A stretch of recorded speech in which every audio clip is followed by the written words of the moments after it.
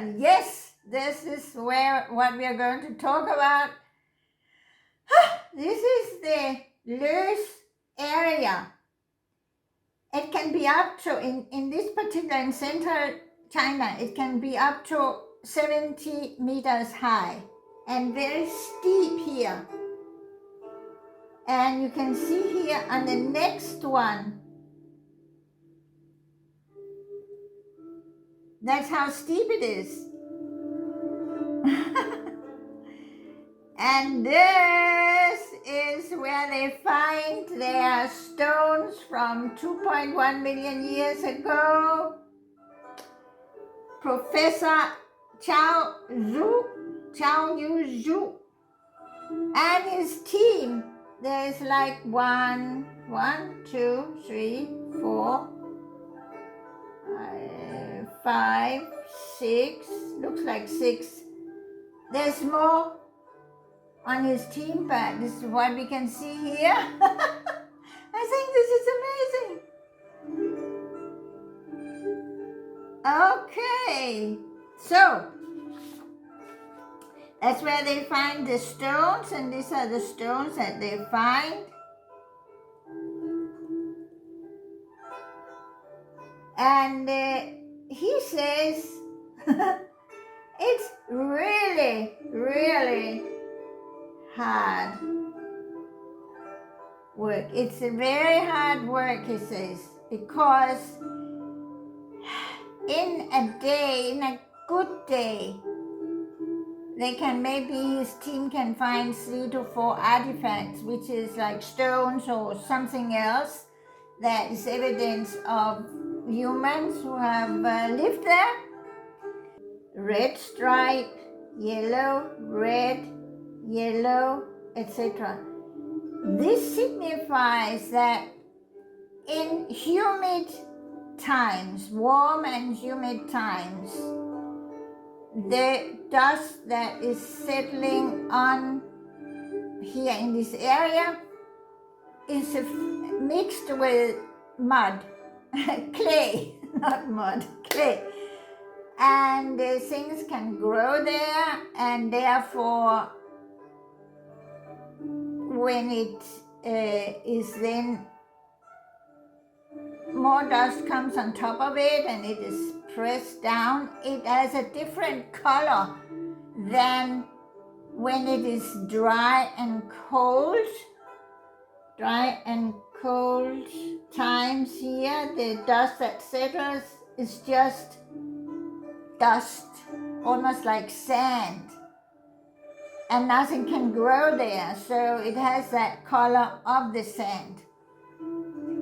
Okay, now this is the team, some of the team members, and here you have the professor with his team, and he has a hammer there which they use for, knocking on the hill to find the artifacts.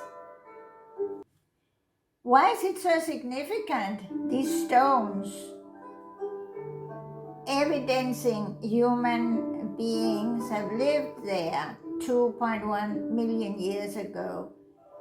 It is because it's actually, together with Homo erectus back in Africa, the descendant, we think it's the descendant.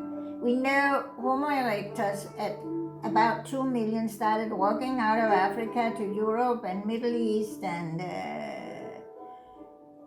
Central Asia and East Asia. So things were happening there.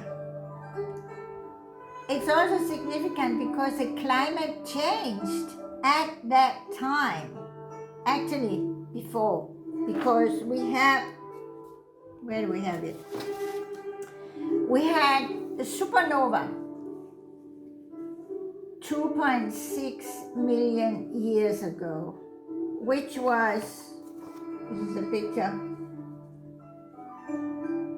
it was not so near that it knocked into Earth and destroyed it. But it was near enough that the radiation of this explosion hit Earth and everything on Earth, and some of the fauna went extinct. Other of the fauna, like the Homo, the humans, started developing faster, we think. So all theories, of course. And there was something else which went a little bit further back, which created actually a lot of the climate change at that time, and that is 8 million years ago. So 6 million before Homo erectus and our guys in China. India had bumped into the Asian plate. The tectonic plates had bumped and started building up Himalaya mountains.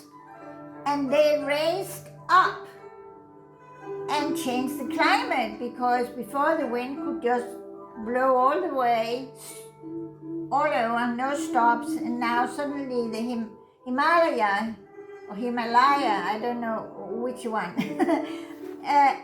stopped the wind, and actually the monsoon started. That means that the monsoons either blow in and drop a lot of water, or they're not there and it's a bit more arid. So the weather changed, already started changing 8 million years ago. And then 8 million years ago, 6 million years, they found footprints of something that looks like a very, very, very early Homo, maybe before Homo, maybe just an ape. Then 5.6 million, they also found what they call, it's an ape that branched off to become Homo, Australopithecus.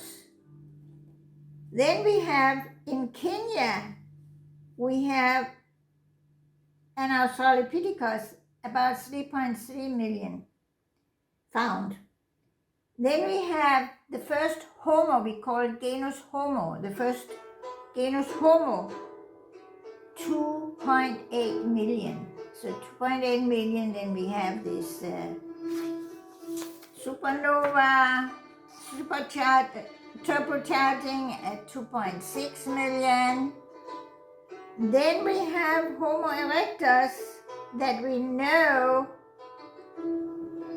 actually it was in South Africa, 2.03, I think, or 2.3.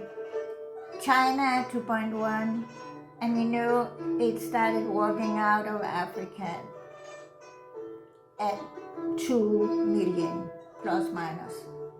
That's the evidence we have. I'm sure there's going to be much more evidence. So, that was that. Now we are going to talk about the origin, which is a very interesting subject. Everybody is like, yeah, but where did they originate from? Those people they have found lived in China or Asia and so on. There are 3 theories for China. One is they're homegrown. Number 2 is they descend from Homo erectus.